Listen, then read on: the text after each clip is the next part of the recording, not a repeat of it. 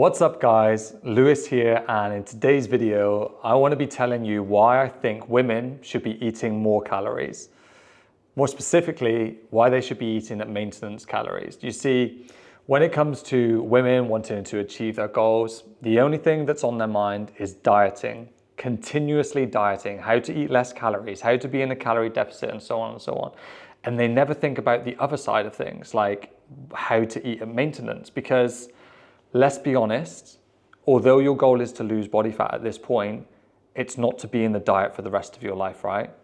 The ultimate goal is for you to get to a place where you feel happy, you feel confident, you can put on any clothes that you want and feel great, and then maintain that, right? That's the main thing here. You want to get to a place where you can maintain a body fat level where you feel confident, you feel sexy, you feel strong, and all those sorts of things. And this is why learning how to eat in maintenance calories is super, super important.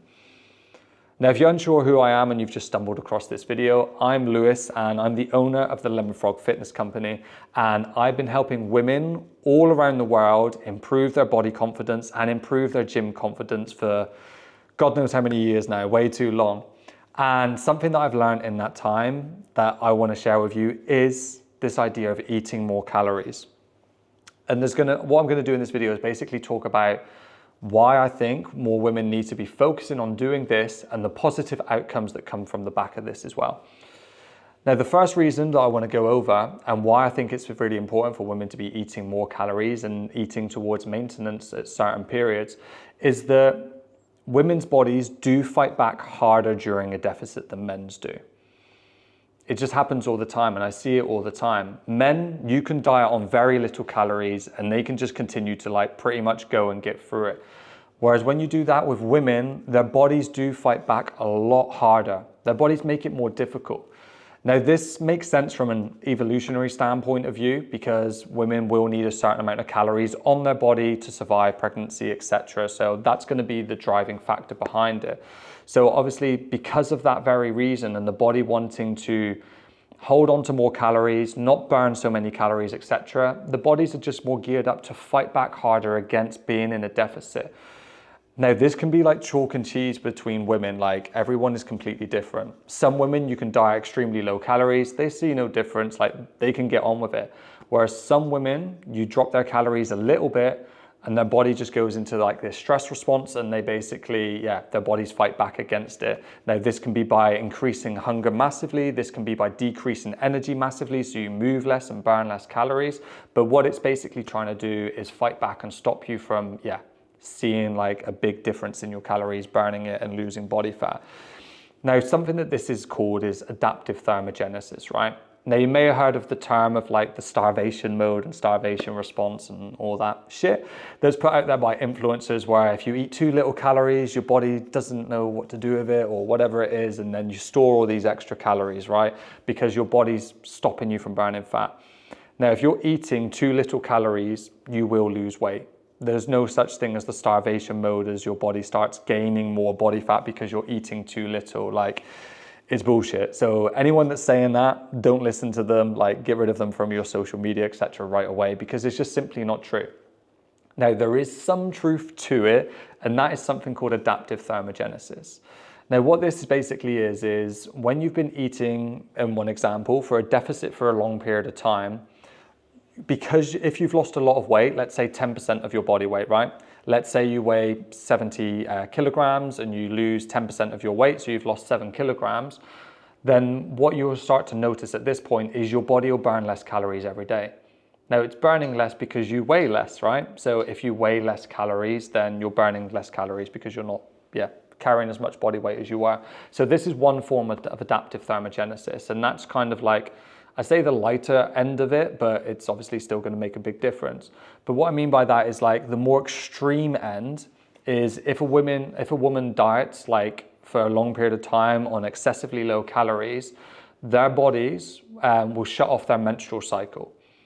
Now, it will do that in order to save calories, because at the end of the day, the menstrual cycle isn't needed for survival for that person, right? They don't need it to get by, but what they do need is their heart to keep beating, their lungs to function, etc. Like all that needs to happen. So the body prioritizes that by down-regulating other things that are going on, so you burn less calories from there, so it can use the calories that it does have to keep you alive, basically, right? So that's 2 examples of what adaptive thermogenesis is. Another thing is, let's say I was extremely dieting. I've been dieting for a long period of time. I wouldn't be moving my hands as much as I do in this video. I'd probably sit here, my hands droop down, my voice would change, I'd just be lower on energy, right? Like that's what happens when you're going for adaptive thermogenesis. Your body will look for any way possible to basically slow down the amount of calories that you burn. Now again, this isn't to say that if you're eating in a calorie deficit, you're going to stop burning calories, because if you're in a true calorie deficit, you'll still lose body fat, right? It doesn't matter, but your body will just fight back harder. Now, if you go into maintenance calories, you can kind of undo this adaptive thermogenesis, right? Because again, if you've been dieting for a long period of time, your body's slowing down, the best way to combat it is by pushing your calories up to maintenance level. What this is going to do is give your body more calories, which means more energy, so it can get back to like basically up-regulating everything again and get you like feeling good, feeling energized and strong, etc. And then you can get back to the point of burning the amount of calories that you were before, and then you would go back into a dieting phase. And this is what I do with all of my clients. I never diet someone to their exact goal weight and stuff like that. For instance, well, to be fair, yesterday, me and one of my clients worked out that she's lost 70 pounds now since working with me, which is ridiculous, like amount of weight, 70 pounds, right? But I haven't dieted her from the very start to this point. We've had regular intervals of maintenance calories, because if I tried to get her to lose 70 pounds in one straight hit, she would be, well, she wouldn't be working with me for one thing anymore. Like she would be floored. She would say, Lewis, this is absolutely shit. I hate it. I feel awful. I'm looking for someone better, right? But that's just not the case. Like, because we've done it in stages and we've increased our calories, got her feeling good, especially around times of like social occasions, Christmas and stuff like that, right? Where we want to be more flexible. We want to be able to enjoy ourselves. It's important to also factor that into maintenance stuff, right? So yeah, like I said, this is something I do with all my clients, is I program regular maintenance phases in. We don't just go from where they are to where they want to be. We just make sure we get there in a steady pace, right? And then the benefit of that as well, like a really good thing about maintenance calories is you're learning how to maintain your new lower weight, right? So let's say you've lost like 10 kilograms and then you go into a maintenance phase, you'll learn how to maintain that 10 kilogram loss, right? Because what do most people do? They lose the weight, don't know how to maintain it, gain all the weight back on, and then some sometimes as well, right? So it's important to program those maintenance phases in so you can learn how to maintain that new low weight, right? So yeah, that's another important thing of why women should be like start including more maintenance calories into their diet. And then another thing that you need to be aware of is you can't build muscle if you're always in a deficit. This just isn't going to be optimal for you to be able to build muscle. And if you're anything like the women that I work with, they don't want to look like a smaller version of themselves, still feel soft and flabby when they touch themselves and have no shape to their thighs, their back, their arms, whatever it is, right? They want to look more toned, they want to look more defined, they want to have more shape to them, they want to feel good, etc., and feel strong. And you can't do that if you're always dieting, because again, being in a diet and a deficit is not giving your body enough calories to maintain its weight and to function fully, right? So if you're doing that, how can you expect for your body to build muscle? The only way for you to be able to do that is to be in maintenance level, or like I do with some of my clients, we even put them in a calorie surplus, because that just helps us to build even more muscle like at a faster rate. Now, it's not magical numbers, like it's still very slow because muscle takes time, but it's a more of a better place to be for you to be able to build muscle. Now, again, if you're always in a deficit, that's just not going to be that's going to be out of the question, basically. You're not going to be able to build sufficient muscle. So this is, again, why with my clients, we program in like maintenance phases so we can have a real focused phase on building muscle, because they want to be able to feel stronger. They want to be able to look better, look more defined, right? They don't want to be like that soft version, like I said earlier. So if that's your goal as well, and you're looking to build muscle, look more defined and stuff, maintenance phases is where you need to be focused on as well. It can't just always be about dieting. You have to have these maintenance phases programmed in as well, okay? And then as you would know, if you've done any especially if you've done any rapid fat loss diets and stuff like that, or some crappy shake diets or crappy no carb diets, I could go on and on for how many crap diets there are out there, right? But if you're doing stuff like this, I guarantee you felt your energy go through the floor. And if you're someone that lifts weights regularly, you would feel that your strength has gone through the floor as well, right? And that's just part of being in a diet and a deficit. Again, you don't go into a diet to build muscle. You don't go into a diet to build strength. You just do it for fat loss. So if building muscle and building strength is part of your goals, why would you just always be in a diet and always be seeking a diet, right? It just doesn't make any sense. So this is something that, again, that you need to take into consideration, and is why I always get my clients to have these maintenance phases, because they don't want to feel worse in themselves, right? That's not why you're doing this. You're doing it to feel better. So we need to make sure that we're having those regular maintenance phases in there, so you can have phases of getting strong. You can have phases of feeling really energized and feeling at your best. And this is just going to have to be something that you learn. And I'm going to tell you how you can do this in a minute, and what to be looking out for when it comes to putting in maintenance phases and stuff like that. But I just want to run through all these, run through all these negative effects of continuously dieting, basically. It's mentally, physically taxing as well. If you've dieted for a long period of time, you will know, right? It's just harsh on your mindset as well as your body. Obviously with the body, we're fighting off fatigue, we're fighting off losing energy, losing strength and stuff. But just not to mention how mentally taxing can be as well. It's hard. It's hard being in a deficit for a long time. It's hard always dieting, constantly telling yourself, I can't have this, I can't do that, or constantly thinking, trying to oh, my friends want to go out and have food, but I'm trying to diet and that's not going to go well. And it's just shit, right? It's just shit place to be if you're always dieting. So the great thing about being in maintenance and having more focuses on being in a maintenance phase is you have more flexibility. This is something that you can program in. And like I said, around Christmas and stuff, I program this in with my clients. Or if they've got I don't know, wedding season coming up, or they've got a lot of events coming up, we'll say, okay, right now, this phase here, this isn't for dieting, right? We want to be in maintenance here because we want more calories so you can enjoy yourself, be more flexible. You don't have to feel like you're limited to go out with your friends and stuff like that. And we can enjoy this phase. But then once this phase ends, okay, let's go back into the diet now, right? And it's by zooming out and looking at the bigger picture of what's going on in your year, where you can plan when's going to be best to diet, when's going to be best to be flexible. And for instance, I guess I got clients on both ends of the spectrum. I got some clients who find it easier dieting in summer because they just find it easier at that point. Whereas I have some other clients who have a lot more social occasions in the summer and they don't want to diet at that point. So depending on what client I'm dealing with, we're okay, we're dieting through this stage of winter, or okay, we're dieting through this stage of summer, right?